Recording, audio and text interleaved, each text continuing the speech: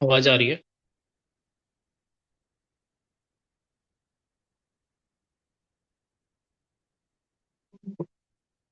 चलो।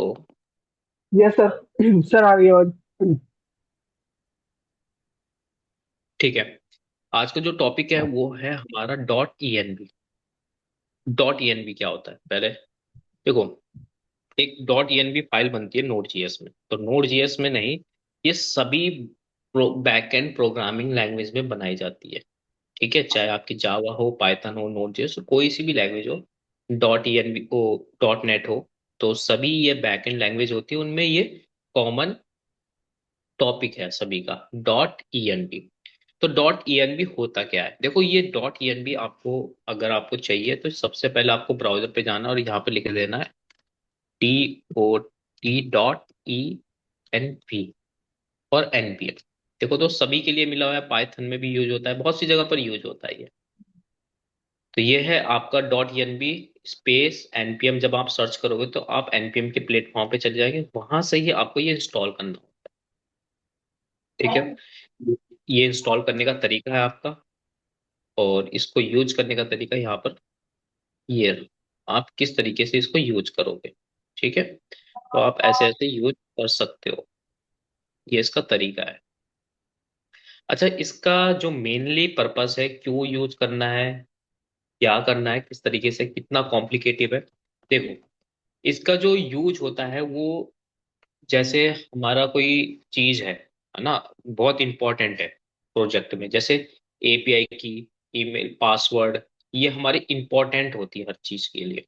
क्योंकि हम, अगर हम कोई वेबसाइट बना रहे हैं, अब वेबसाइट बना रहे हैं तो हमारा जो डेटाबेस का यूआरएल है, अगर वो सबको मिल गया तो वो कोई भी एक्सेस कर लेगा हमारा डेटाबेस का यूआरएल, तो उसको हम छुपा के रखना चाहते हैं, है ना।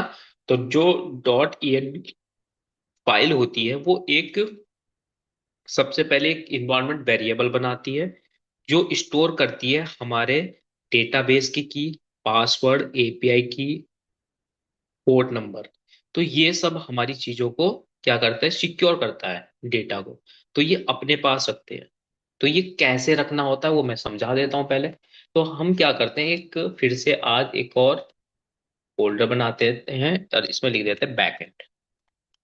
ठीक है, ये मैंने बैकएंड बनाया। अच्छा, बैकएंड का ऑलरेडी बना हुआ है तो किसी और दूसरे नाम से बना लेते हैं। नोड लिख देता हूँ। ठीक है, तो हम नोड पे काम कर रहे हैं। अब इसमें करना क्या है, इस पे डबल क्लिक करेंगे हम लोग और यहाँ पर इसको, इसकी डायरेक्टरी में जाके cmd लिखना है और एंटर कर देना है बस। तो एक प्रॉम्प्ट खुलेगा, इस प्रॉम्प्ट पर हमने लिखना है कोड स्पेस डॉट एंटर, बस ऐसे।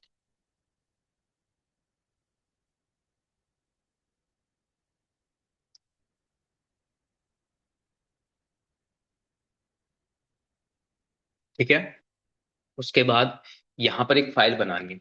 फाइल आप, बहुत से जो यूट्यूबर है, कभी यूट्यूब से पढ़ने की जरूरत पड़ेगी उस पर, तो बहुत से लोग मेन फाइल, इंडेक्स फाइल भी बना लेते हैं, सर्वर फाइल भी बना लेते हैं और ऐप डॉट जी एस। तो मैं, मुझे आदत है ऐप डॉट जी एस बनाने की, तो मैं ऐप डॉट जी एस बना लेता हूँ फाइल, मेन फाइल।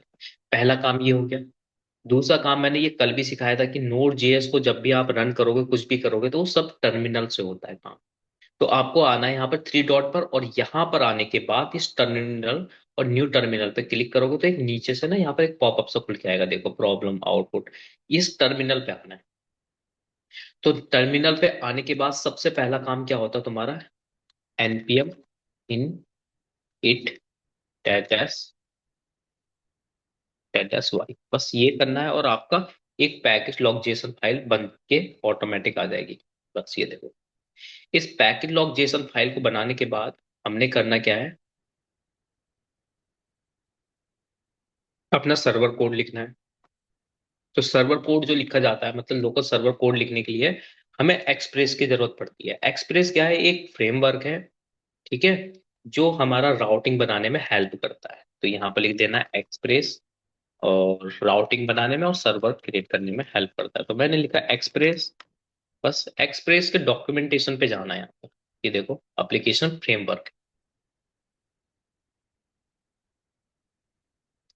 ठीक है, ये रहा हमारा सर्वर। पहले इसको लिखने से पहले मैं क्या कर देता हूँ, इसको यहाँ से कॉपी करना है। और यहाँ जाके पेस्ट कर देना।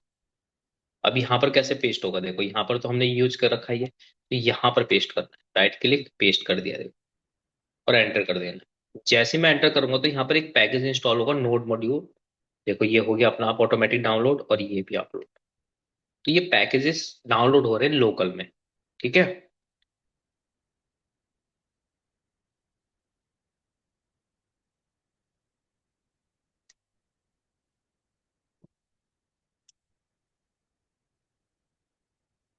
ये काम हो गया। अब जब यहाँ पर ये काम हो गया तो देखो यहाँ पर पुराना कोड है, तो इसको क्या कर दो, एक बार CLS करोगे तो क्लियर हो जाता है पुराना कोड जो भी इसमें लिखा हुआ। ठीक है, तो इसको थोड़ा सा नीचे कर लेते हैं। अब हमारा जो नेक्स्ट टारगेट है,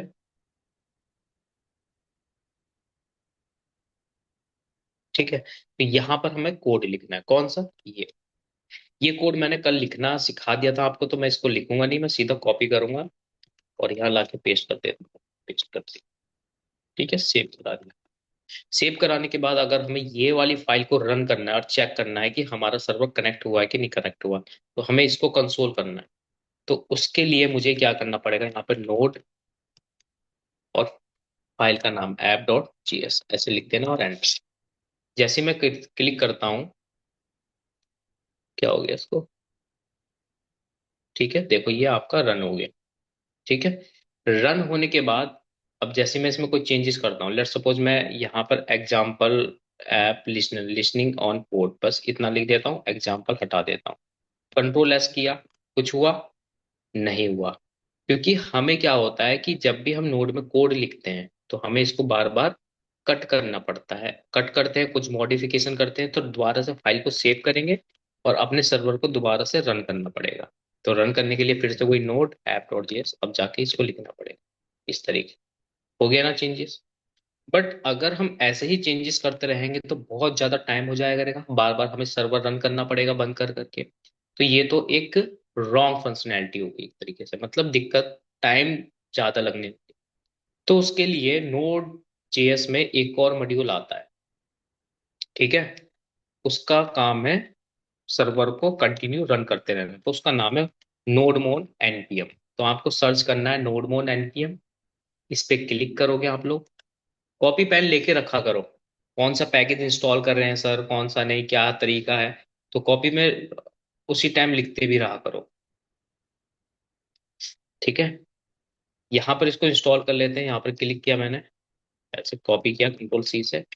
कॉपी करने के बाद सीधा यहाँ पर जाना है अपने टर्मिनल में, अब इसको कर दो बंद एक बार के लिए, कंट्रोल C और राइट क्लिक कर देंगे और एंड। ये आपका इंस्टॉल हो जाएगा। ये इंस्टॉल हो रहा है, ये पैकेज कहाँ पता चल रहा है कि कहाँ पर इंस्टॉल हो रहा है, बस हमें ये रिस्पॉन्स मिल जा रहा है इससे पता चल जा रहा है, नहीं। हमें पैकेज.json में जाना है, तो जो भी आपकी डिपेंडेंसी होगी, जो भी आप इंस्टॉल कर रहे हो, जो पैकेज आप इंस्टॉल करोगे वो डिपेंडेंसी में दिखाई देगा यहाँ पर लाइन नंबर 13 पर। जैसे हमने एक्सप्रेस को डाउनलोड किया तो एक्सप्रेस आ गया, नोडमोन को डाउनलोड किया तो नोडमोन आ गया। ये तो था हमारा नोडमोन वाला प्रोग्राम। अब नोडमोन लिखने के बाद, इंस्टॉल करने के बाद, तो हमें क्या करना होता है, जो लाइन नंबर 7 पर है, यहाँ पर हमें नोडमोन यूज करना है। तो किस तरीके से यूज होगा, ये फाइल मैंने फोटो खिंचा के भी रखी हुई है। आपको यहाँ पर लिखना होगा नोड, और यहाँ लिखना होगा app.js। अब app.js क्यों, क्योंकि हमारी जो मेन फाइल है app.js है, यहाँ पे मेन फाइल app.js। इसको करोगे आप स्टार्ट, तो एक तो फाइल ये बन गई। दूसरी फाइल आपको इसी को कॉपी करना है और नीचे पेस्ट कर देना है, कॉमा लगा देना ऊपर वाले में इस तरीके से। तो कॉमा लगाना मत भूलना ऐसे। इसमें लिखेंगे हम दे, ये डेवलपमेंट के लिए लिख रहे हैं हम लोग, और यहाँ पर नोड मॉन। ठीक है, सेव करा दो। तो अब हमने एक कमांड बना दी है डेप के नाम से, जिसमें नोड मोन हमारा रन करेगा। तो अब इसको चलाने का जो तरीका है हमारा, इसको चलाने का जो तरीका होगा फाइल को, वो अब थोड़ा सा चेंजेस हो जाएगा। पहले मैं CLS कर लेता हूँ, इसको हट गया यहाँ से। इसको चलाने का जो तरीका होगा, वो नया तरीका ये होगा, आपको npm रन देव लिखना होगा। जैसे आप npm रन देव करते हैं तो देखो आपका इस तरीके से सर्वर स्टार्ट होगा। जब भी आप कोई भी चेंजेस करोगे, जैसे मैं यहाँ पर पोर्ट चेंज करना चाहता हूँ, ऐसे में लिखना चाहता हूँ, तो चेंज हो गया मेरा पोर्ट, है ना, ऐसे। और यहाँ पर भी फाइल सेव नहीं है। अब जैसे ही मैं फाइल को सेव करता हूँ कंट्रोल एस से, तो मेरा सर्वर रीस्टार्ट हो जाएगा ऑटोमेटिक। देखो ये हो गया रिस्टार्ट। तो ये फंक्शनैलिटी देता है आपका नोड मोड। ठीक है। तो नोड मोड किस किस को समझ में आया?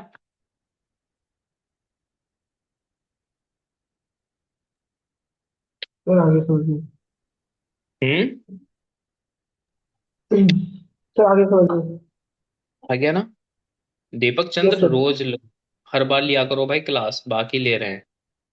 ठीक है। तो ये तो हमारा नोड मोड की फंक्शनैलिटी थी, एक्सप्रेस की फंक्शनैलिटी थी। तो ये ऑलमोस्ट मैं कल करा चुका हूँ अच्छे से, बस रिपीट इसलिए कर रहा था आगे जो नए बच्चे हैं उनको भी समझ में आ जाए थोड़ा बहुत। ठीक है। अब यहाँ पर जैसे मेरे पास है पोर्ट नंबर, तो ये पोर्ट नंबर मैंने यहाँ पर दिया है। तो ये पोर्ट नंबर जो है मेरा दिखाई दे रहा सभी को, है ना? तो प्रोग्राम फाइल में दिखाई दे रहा है। तो हमें क्या होता है ना, बैकएंड में एक ईएनवी फाइल बनानी होती है। अब ईएनवी फाइल बनाने के लिए मुझे सबसे पहले क्या करना होता है, एक पैकेज इंस्टॉल करना होता है ईएनवी फाइल। तो हमें गूगल पे जाना है और यहाँ पे लिखना है, जैसे ये लिखा था अभी डॉट ईएनवी, ये रखा था ना अभी, डॉट ईएनवी सर्च करना है। ये सर्च भी किया। यहाँ से इसको कॉपी कर लेना है कंट्रोल सी से। अब यहाँ पर मेरा सर्वर स्टार्ट है, तो आप इसको बंद भी कर सकते हो कंट्रोल सी से, या फिर नया टैब खोलो इंस्टॉल करने के लिए। यहाँ पर पेस्ट कर दो इसको और एंटर। तो देखो हमारा ईएनवी इंस्टॉल हो गया। अब आप यहाँ पर ध्यान से देखोगे तो अगर मैं नोड पे क्लिक करता हूँ तो नोड पे तो मेरा सर्वर चल रहा है, और पावर सेल पे क्लिक करता हूँ तो यहाँ पर मैंने पैकेज इंस्टॉल किया है। जो पैकेज वाला पार्ट है उसको तो कर देते हैं हम यहाँ से डिलीट, यहाँ से बंद। पर नोड वाला नहीं करेंगे क्योंकि नोड पे हमने सर्वर चला रखा है, बस इसको ऐसे ही रहने दोगे, इसको नीचे। ठीक है। अब हमें एक नई फाइल बनानी है। यहाँ पर इस जगह पर राइट क्लिक करोगे, यहाँ पर राइट क्लिक करना है, न्यू फाइल। और न्यू फाइल में हम बनाएंगे डॉट ई एन वी। ऐसे करके हमने एक ईएनवी फाइल बना दी बस। ठीक है।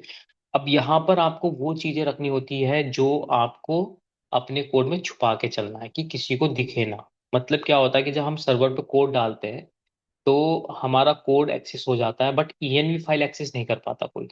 तो ये जो ई डॉट ईएनवी फाइल बनी है वो इसी के लिए बनी है, ताकि जो हमारा कोड है वो किसी को एक्सेस ना हो। मतलब उसकी सीक्रेट की, प्राइवेट की, पासवर्ड जो भी आप इसमें लिखोगे वो लीक नहीं होती है हमारी। तो इसको लिखने का जो तरीका है वो ऐसा है कि हमें एक वेरिएबल बनाना पड़ता है। जैसे मैंने बनाया port, PORT, port equal to जो मेरा पोर्ट चल रहा है वो 5000 पे चले। कंट्रोल एस, फाइल को सेव जरूर करा लेना। अब इस पोर्ट को मुझे यहाँ पर एक्सेस करना है, यहाँ पर, यहाँ। तो यहाँ से तो ये यहाँ से एक्सेस हो रहा है, तो मुझे यहाँ पर लिखना होगा पोर्ट। देखो मेरा पोर्ट नंबर 3000 पे चल रहा है, तो यहाँ पर भी 3000 लिखा हुआ रहा है। अब मुझे इस पोर्ट को यहाँ पर एक्सेस करना है। तो उसको एक्सेस करने के लिए सबसे पहले मुझे इंपोर्ट कराना होता है रिक्वायर। ठीक है। ENV डॉट, ऐसे नहीं स्ट्रिंग के अंदर, डॉट ENV। देखो ये आ गया सेकंड नंबर लाइन पे। और इसके ठीक बाद यहाँ पर डॉट लिख, कॉन्फ़िग करके एक मैथड लिखना होता है बस बस। ये है वो तरीका। आपको ये लिखना ही पड़ेगा। अगर ENV फाइल को आपको एक्सेस करना है अपने कोड में, तो आपको यही लाइन लिखनी पड़ेगी। उसके बाद आपको सिंपल सा यहाँ पर लिखना होता है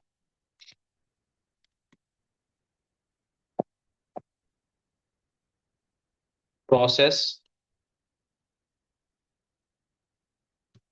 डॉट ENV डॉट, और कौन सा, PORT, जो आपने पोर्ट लिखा था कहाँ पर, यहाँ पर। ठीक है। वो पोर्ट कहाँ चला गया, इसके अंदर आ गया। देखो जैसे ही मैं कंट्रोल एस करता हूँ यहाँ पर, तो अभी तो 3000 पे चल रहा है हमारा सर्वर। तो ये जैसे ही मैं फाइल सेव करूंगा तो मेरा जो पोर्ट नंबर है 5000 वो चलेगा यार। सेव करो। देखो, चल गया ना 5000, चला ना? इस तरीके से हम यूज करते हैं। क्लियर हुआ सबको? हेलो? Yes sir. तो बस आपको ऐसे ही यूज करना।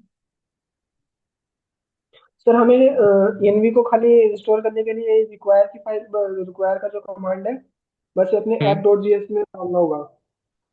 हाँ, इसको यहाँ पर रख सकते हो आप ऐसे। ठीक है। ओके। इसको इंस्टॉल भी करना होता है हमें, जब भी मैंने इंस्टॉल करना बताया था। अच्छा, एक तो तरीका ये है, तो आप इसकी जल्दी से फोटो खींच लो ताकि आपको ये तरीका भी आना चाहिए। अब दूसरा तरीका बताता हूँ। Okay sir. ये तो ओल्ड तरीका है, मतलब थोड़ा एडवांस तरीका करेंगे हम लोग, जो हम अपने प्रोजेक्ट में यूज करते ओके सर। हैं। फोटो खींच ली ना? ठीक है। Yes sir. अब हमें इसमें ना एक कॉन्फ़िग फाइल और बनानी होती है साथ में। कॉन्फ़िग डॉट जीएस नाम से हमें फाइल बनानी होती है। तो जितना भी ये कोड है, ये वाला ENV का, ENV का कोड हम कॉन्फ़िग में लेके आएंगे।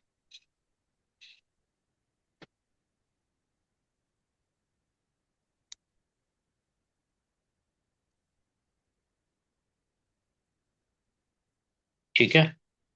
तो हमें क्या करना पड़ेगा, या तो हम एक फोल्डर बना सकते हैं या डायरेक्ट फाइल। मोस्टली हम लोग फोल्डर बनाते हैं कॉन्फ़िग नाम से, तो आप फोल्डर ही बना लो। पहले मैं बना लेता हूँ कॉन्फ़िग नाम का फोल्डर बनाया। अब इस कॉन्फ़िग नाम के अंदर ही अपनी फाइल रखनी होती है हमें, ये वाली। तो इसको उठा के यहाँ रख दो। ये मूव हो गई आपकी डायरेक्ट।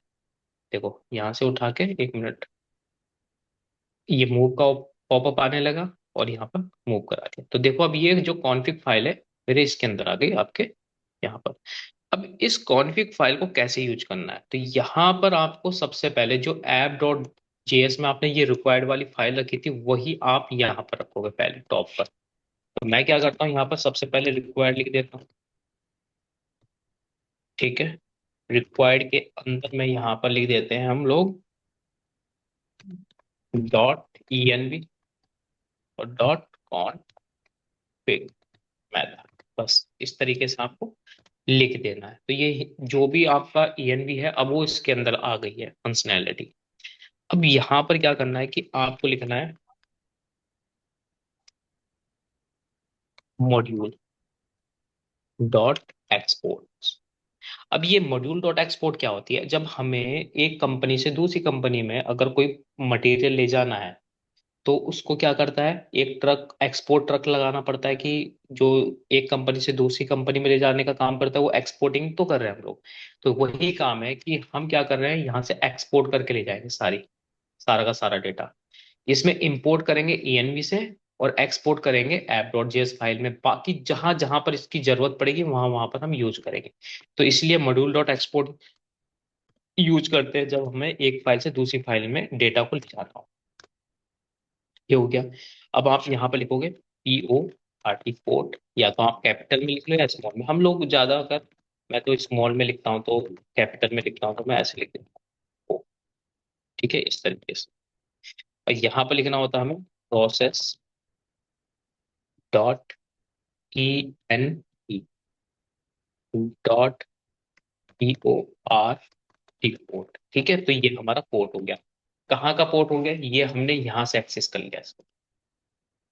इसको कॉन्फ़िग फाइल में एक्सेस करा और सेव करा दिया।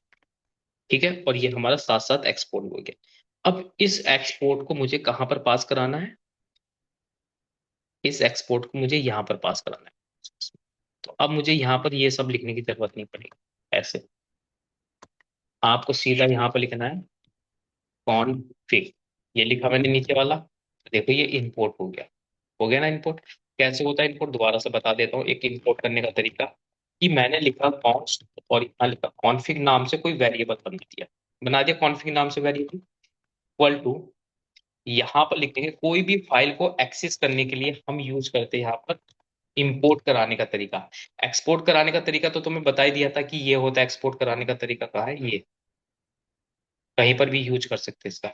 इंपोर्ट कराने का तरीका क्या होता है, आपको रिक्वायर्ड लिखना होता है और इसके अंदर डॉट स्लैश लगाएंगे। तो डॉट स्लैश लगाते ही आपको यहाँ के जितने भी फाइल फोल्डर होंगे वो यहाँ पर दिखाई देने लगेंगे। मुझे कॉन्फ़िग फाइल से मतलब है, तो अभी कॉन्फ़िग फोल्डर पे क्लिक किया, और कॉन्फ़िग फोल्डर पे क्लिक करने के बाद जैसे मैं फिर से स्लैश लगाता हूँ तो कॉन्फ़िग फाइल भी आ गई। बस ऐसे लिख देना। तो जो कॉन्फ़िग फाइल को जाने के लिए हमारे पास कंट्रोल के साथ जब मैं इस पे क्लिक करता हूँ, तो देखो कॉन्फ़िग फाइल में आ गया। तो कॉन्फ़िग फाइल के अंदर मुझे पोर्ट से मतलब है। तो बस आपको क्या करना है, इस कॉन्फ़िग को कॉपी करना है और यहाँ कॉन्फ़िग डॉट पोर्ट को इंपोर्ट करा दोगे। आपका यहाँ पर भी चल रहा है, देखो 5000। ठीक है। अब यहाँ पर तुम चेंज करोगे पोर्ट नंबर। मैंने यहाँ पर पोर्ट नंबर किया 6। कंट्रोल S, फाइल सेव कराई। ऐप फाइल में आता हूँ तो देखो सिर्फ पोर्ट नंबर मैंने यहाँ पर स्टोर करा रहा हूँ पोर्ट में, और बाकी वो यहाँ पर यूज कर रहे हैं हम लोग। तो जैसे मैं इसको फाइल को सेव कराता हूँ, देखो अब 6 पे आ गया।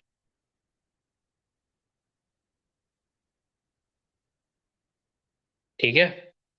ये तरीका होता है एक अच्छा वे तरीका। ठीक है। और ये ENB फाइल का पता लगाना है कि कौन सा पैकेज है, वो सब आपको यहाँ पर मिल जाएगा। ठीक है। बाद में अब तुम्हें क्या यहाँ पर ना एक प्रॉब्लम दिखाई दे रही होगी नीचे। देख,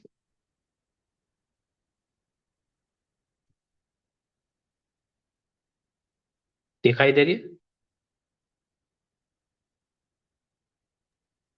तो स्क्रीन अरे शो ये हो रही है। वाली, इसकी बात कर रहा हूँ मैं।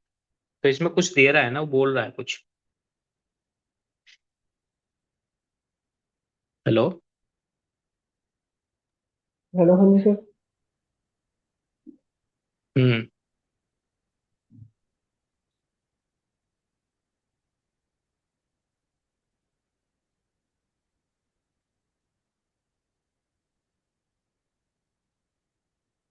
सर टिप दिए सर, स्पेसिफाई कैसे? Custom dot in file path को, फाइल हम्म। पाथ को ठीक है, चलो कोई नहीं, वो तो नोड मोड का रहता है, ऐसा रहता ही है, उसको मैं सही करा दे। इंजर्ड हो रखा है वो थोड़ा सा। कुछ नहीं, ये कस्टम फाइल बना मतलब एक पाथ बनाने के लिए बोल रहा है। मतलब क्या है कि पाथ। यहाँ पर एक पाथ बनाने के लिए बोल रहा है इस जगह पर। ठीक है, कि ओके ओके यहाँ ओके पर कोई भी पाथ हो वो एक्सिस हो यही वाला। ये जो होती है हमारी लोकल फाइल क्रिएट मानी जाती है एक तरीके से। चलो इसको हम ओके। बताएंगे। इसी तरीके से आपको करना है ये काम। ठीक है। Yes sir. चलो जल्दी से एक फाइल बनाओ नोड में, मैं वेट कर रहा हूँ आप लोगों का, सभी बनाएंगे जल्दी जल्दी।